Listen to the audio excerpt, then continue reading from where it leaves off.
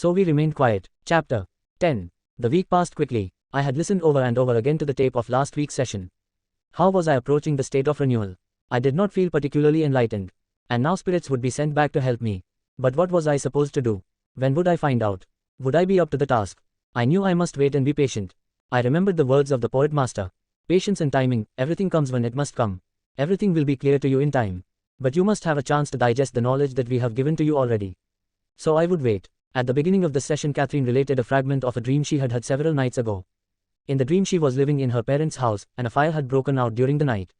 She was in control, helping to evacuate the house, but her father was dawdling and seemingly indifferent to the urgency of the situation. She rushed him outside. Then he remembered something he had left in the house, and he sent Catherine back into the raging fire to retrieve the object. She could not remember what it was. I decided not to interpret the dream yet, but to wait and see if the opportunity would arise while she was hypnotized. She quickly entered a deep hypnotic trance. I see a woman with a hood over her head, not covering her face, just on her hair. Then she was silent. Can you see that now? The hood. I lost it. Ellipsis. I see some type of black material, brocade material with a gold design on it. Ellipsis. I see a building with some type of structural points on it, white. Do you recognize the building? No. Is it a large building? No. There's a mountain in the background with some snow on the top of it. But the grass is green in the valley, where we're at. Are you able to go into the building? Yes. It's made of some type of marble, very cold to the touch. Is it some sort of temple or religious building? I don't know. I thought it might be a prison. Prison. I repeated. Are there people in the building? Around it? Yes, some soldiers. They have black uniforms, black with gold shoulder pads, gold tassels hanging off. Black helmets with some type of gold, something pointed in gold on the top of the helmet. And a red sash around the waist. Are there any soldiers around you? Maybe 2 or 3. Are you there? I'm somewhere, but I'm not in the building. But I'm nearby. Look around. See if you can find yourself. The mountains are there, and the grass, and the white building. Are there other buildings, too? If there are other buildings, they're not situated near this one. I see one, isolated, with some type of wall built behind it, a wall. Do you think it's a fort or a prison or something like that? It might be, but it's very isolated. Why is that important to you? Long pause. Do you know the name of the town or country where you are? Where the soldiers are? I keep seeing, Ukraine. Ukraine. I repeated, fascinated by the diversity of her lifetimes. Do you see a year? Does that come to you? Or a period of time? 1717, she answered hesitatingly, then corrected herself. 1758. There are many soldiers. I don't know what their purpose is. With long swords that curve. What else do you see or hear? I inquired. I see a fountain where they water the horses. Do the soldiers ride horses? Yes. Are the soldiers known by any other name? Do they call themselves anything special? She listened. I don't hear that. Are you among them? No. Her answers were again a child's, short and often monosyllabic. I had to be a very active interviewer. But you were seeing them nearby. Yes. Are you in the town? Yes. Do you live there? I believe so. Good. See if you can find yourself in where you live. I see some very ragged clothes. I see just a child, a boy. His clothes are ragged. He's cold. Does he have a home in the town? There was a long pause. I don't see that, she continues. She seemed to be having some difficulty connecting with this lifetime. She was somewhat vague in her answers, somehow unsure. Okay. Do you know the boy's name? No. What happens to the boy? Go with him. See what happens. Someone he knows is a prisoner. A friend. A relative. I believe it's his father. Her answers were brief. Are you the boy? I'm not sure. Do you know how he feels about his father being in prison? Yes, he's very afraid they might kill him. What has his father done? He has stolen something from the soldiers, some papers or something. The boy doesn't understand completely. No, he might never see his father again. Can he get to see his father at all? No. Do they know for how long his father will be in the prison? Or if he will live? No, she answered. Her voice quavered. She was very upset, very sad. She was not providing much detail, yet she was visibly agitated by the events she was witnessing and experiencing. You can feel what the boy is feeling, I went on, that kind of fear and anxiety.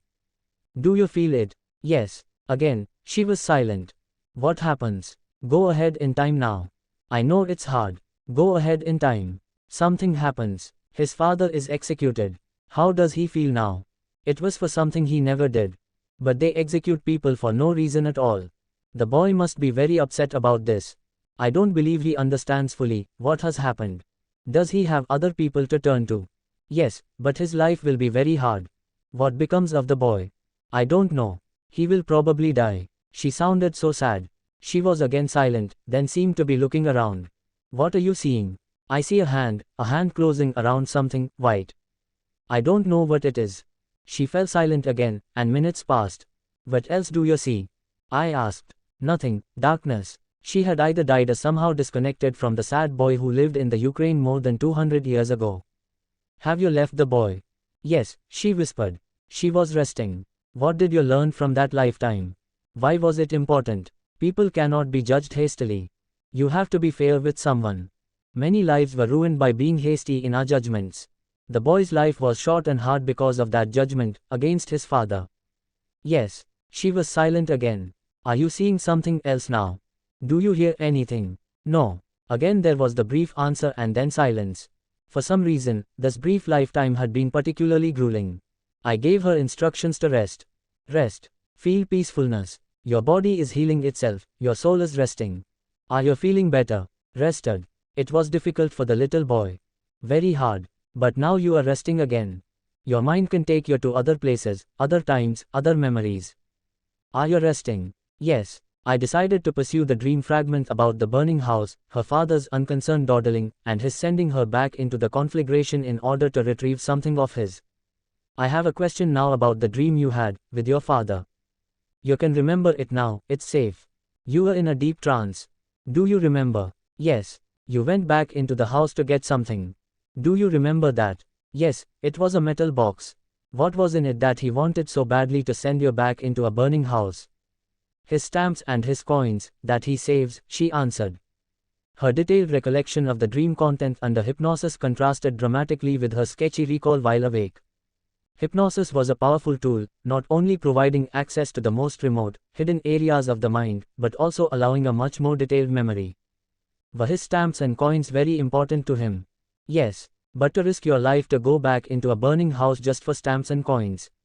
She cut me off. He didn't think he was risking it. He thought it was safe. Yes. Then, why didn't he go back instead of you? Because he thought I could go faster. I see. Was there a risk to you, though? Yes, but he didn't realize that. Was there more meaning to that dream for you? About your relationship with your father? I don't know. He didn't seem to be in much of a hurry to get out of the burning house. No. Why was he so leisurely? You were fast, you saw the danger. Because he tries to hide from things. I seized this moment to interpret part of the dream. Yes, it's an old pattern of his, and you do things for him, like fetching the box. I hope he can learn from you. I have a feeling that the fire represents time running out, that you realize the danger and that he doesn't. While he dawdles and sends you back for material objects, you know much more, and have much to teach him, but he doesn't seem to want to learn. No, she agreed. He doesn't. That's how I see the dream. But you can't force him. Only he can realize this. Yes, she agreed again, and her voice became deep and husky. It is unimportant that our bodies get burned in fires if we don't need them. Ellipsis quote. A master spirit had shed an entirely different perspective on the dream. I was surprised at the sudden entrance, and I could only parrot back the thought. We don't need our bodies. No, we go through so many stages when we are here. We shed a baby body, go into a child's, from child to an adult into old age. Why shouldn't we go one step beyond and shed the adult body and go on to a spiritual plane? That is what we do. We don't just stop growing, we continue to grow. When we get to the spiritual plane, we keep growing there, too. We go through different stages of development. When we arrive, we are burned out. We have to go through a renewal stage, a learning stage, and a stage of decision. We decide when we want to return, where, and for what reasons. Some choose not to come back. They choose to go on to another stage of development. And they stay in spirit form, some for longer than others before they return. It is all growth and learning, continuous growth. Our body is just a vehicle for us while we are here. It is our soul and our spirit that last forever. I did not recognize the voice or style. A new master was speaking, and speaking of important knowledge. I wanted to know more about these spiritual realms. Is learning in the physical state faster? Are there reasons that people don't all stay in the spiritual state? No, learning in the spiritual state is much faster, far accelerated from that in the physical state. But we choose what we need to learn. If we need to come back to work through a relationship, we come back. If we are finished with that, we go on. In spiritual form you can always contact those that are in physical state if you choose to. But only if there is importance there, if you have to tell them something that they must know. How do you make contact? How does the message come through? To my surprise, Catherine answered. Her whisper was faster and firmer. Sometimes you can appear before that person, and look the same way you did when you were here. Other times you just make a mental contact. Sometimes the messages are cryptic, but most often the person knows what it pertains to. They understand. It's mind-to-mind contact. I spoke to Catherine. The knowledge that you have now, this information, this wisdom, which is very important, why is it not accessible to you when you are awake and in the physical state? I guess I wouldn't understand it. I'm not capable of understanding it. Then, perhaps I can teach you to understand it, so that it doesn't frighten you, and so that you learn. Yes, when you hear the voices of the masters, they say things similar to what you are telling me now. You must share a great deal of information. I was intrigued at the wisdom she possessed when she was in this state. Yes, she replied simply. And this comes from your own mind. But they have put it there. So she gave the credit to the masters. Yes, I acknowledged. How do I best communicate it back to you so that you grow and lose your fears? You have already done that, she answered softly. She was right, her fears were nearly gone. Once the hypnotic regressions had begun, her clinical progress had been incredibly rapid. What lessons do you need to learn now? What is the most important thing you can learn during this lifetime so that you can continue to grow and prosper? Trust, she answered quickly. She had known what her principal task was. Trust, I repeated, surprised by the quickness of her retort. Yes, I must learn to have faith, but also to trust people. I don't. I think everybody is trying to do evil to me. That makes me stay away from people and situations that I probably shouldn't stay away from. It's keeping me with other people that I should break away from. Her insight was tremendous when she was in this super-conscious state. She knew her weaknesses and her strengths. She knew the areas that needed attention and work, and she knew what to do to improve matters. The only problem was that these insights needed to reach her conscious mind and needed to be applied to her waking life. Superconscious insight was fascinating, but by itself it was not enough to transform her life. Who are these people to break away from? I asked. She paused. I am afraid of Becky. I'm afraid of Stuart, that somehow harm will come to me, from them. Can you break away from that? Not completely, but from some of their ideas, yes. Stuart is trying to keep me in prison, and he is succeeding. He knows that I'm afraid. He knows I'm afraid to be away from him, and he uses that knowledge to keep me with him. And Becky, she's constantly trying to break down my faith in the people that I have faith in. When I see good, she sees evil. And she tries to plant those seeds in my mind. I'm learning to trust people I should trust, but she fills me with doubts about them. And that's her problem. I can't let her make me think her way. In her superconscious state, Catherine was able to pinpoint major character flaws in both Becky and Stuart. The hypnotized Catherine would make an excellent psychiatrist, empathic and unerringly intuitive. The awake Catherine did not possess these attributes. It was my task to bridge the gulf. Her dramatic clinical improvement meant that some of this was seeping through. I attempted more bridge building. Who can you trust? I asked. Think about it. Who are the people you can trust and learn from and get closer to? Who are they? I can trust you, she whispered. I knew this, but I knew she needed to trust people in her everyday life even more. Yes, you can. You are close to me, but you must get closer to other people in your life, too, people who can be with you more than I can. I wanted her to be complete and independent, not dependent on me. I can trust my sister. I don't know the others. I can trust Stuart, but only to a certain extent. He does care about me, but he's confused. In his confusion he unknowingly is doing me harm. Yes, it is true. Is there another man that you can trust? I can trust Robert, she answered. He was another physician in the hospital. They were good friends. Yes, maybe there are still more for you to meet, in the future. Yes, she conceded. The idea of future knowledge was distractingly intriguing. She had been so accurate about the past. She, through the masters, had known specific, secret facts. Could they also know facts from the future? If so, could we share this foreknowledge? 1,000 questions burst into my mind. When you find contact with your superconscious mind, like now, and have this wisdom, do you also develop abilities in the psychic realm? Is it possible for you to look into the future? We have done much in the past. That is possible, she conceded, but I see nothing now. It is possible. I echoed. I believe so. Can you do this without being frightened? Can you go into the future and obtain information of a neutral sort that will not be frightening to you? Can you see the future? Her answer was swift. I don't see that. They will not allow it. I knew she meant the masters. Are they around you now? Yes. Are they talking to you? No. They monitor everything. So, being monitored, she was not permitted to peer into the future. Perhaps we had nothing to gain personally from such a glimpse. Perhaps the adventure would have made Catherine too anxious. Perhaps we were not yet prepared to cope with this information. I did not push it. The spirit that was around you before, Gideon. Yes. What does he need? Why is he near? Do you know him? No, I don't believe so. But he protects you from danger. Yes. The masters. I don't see them. Sometimes they have messages for me, messages that help you and help me. Are these messages available to you even when they're not speaking? Do they put thoughts in your mind? Yes. Do they monitor how far you can go? What you can remember? Yes. So there is a purpose in this explanation of lifetimes. Yes. Quote ellipsis. For you and for me, to teach us. To bring us the disappearance of fear. There are many ways of communication. They choose many, to show that they do exist.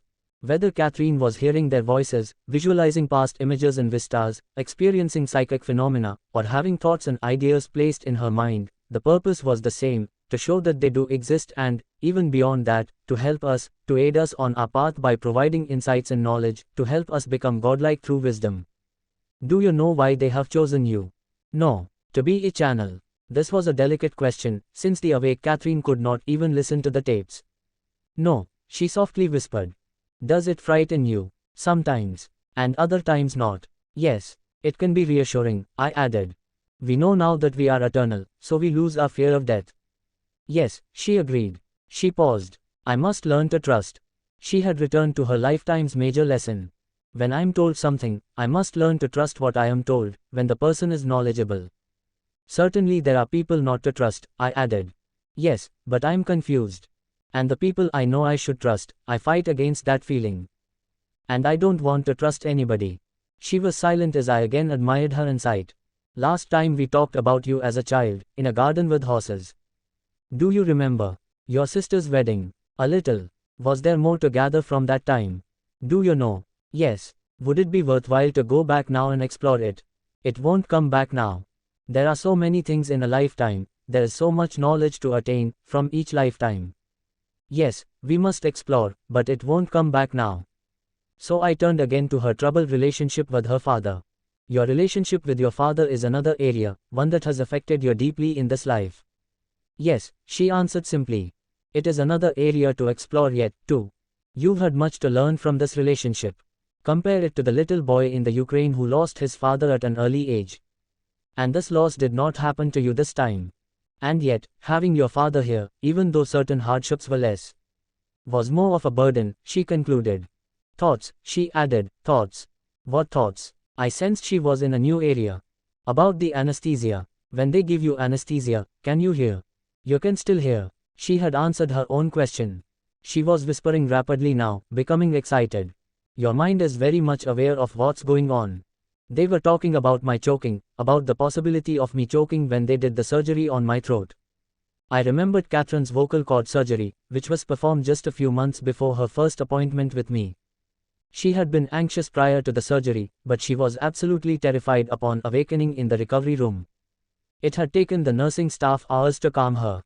Now it appeared that what was said by the surgeons during the operation, during the time she was under deep anesthesia, had precipitated her terror. My mind flipped back to medical school and my surgery rotation. I remembered the casual conversations during operations, while the patients were anesthetized. I remembered the jokes, the cursing, the arguments, and the surgeons' temper tantrums. What had the patients heard, at a subconscious level?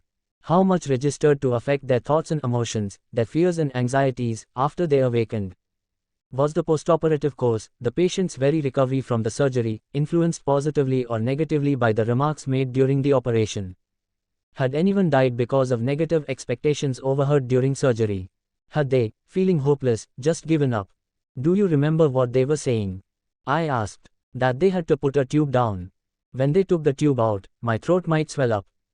They didn't think I could hear. But you did. Yes, that's why I had all the problems. After today's session, Catherine no longer had any fear of swallowing or choking. It was as simple as that. All the anxiety, she continued, I thought I would choke. Do you feel free? I asked. Yes. You can reverse what they did. Can I? Yes. You are. Ellipsis. They should be very careful of what they say. I remember it now. They put a tube in my throat. And then I couldn't talk afterward to tell them anything. Now you're free. You did hear them. Yes, I heard them talk. She fell silent for a minute or two, then began to turn her head from side to side. She seemed to be listening to something. You seem to be hearing messages. Do you know where that message came from? I was hoping the masters would appear. Someone told me, was her cryptic answer. Somebody was speaking to you. But they're gone. I tried to bring them back. See if you can bring back spirits with messages for us, to help us out. They come only when they want to, not when I choose, she answered firmly. You don't have any control over it. No. Okay, I conceded, but the message about the anesthesia was very important for you. That was the source of your choking. It was important for you, not me, she retorted. Her answer reverberated through my mind. She would be cured of the terror of choking, yet this revelation was nevertheless more important for me than for her. I was the one doing the healing. Her simple answer contained many levels of meaning. I felt that if I truly understood these levels, these resonating octaves of meanings, I would advance a quantum leap into the understanding of human relationships. Perhaps the helping was more important than the cure. For me to help you? I asked. Yes, you can undo what they did. You have been undoing what they did. She was resting. We had both learned a great lesson. Shortly after her 3rd birthday, my daughter, Amy, came running over to me, hugging me around the legs. She looked up and said, Daddy, I've loved you for 40,000 years. I looked down at her little face, and I felt very, very happy.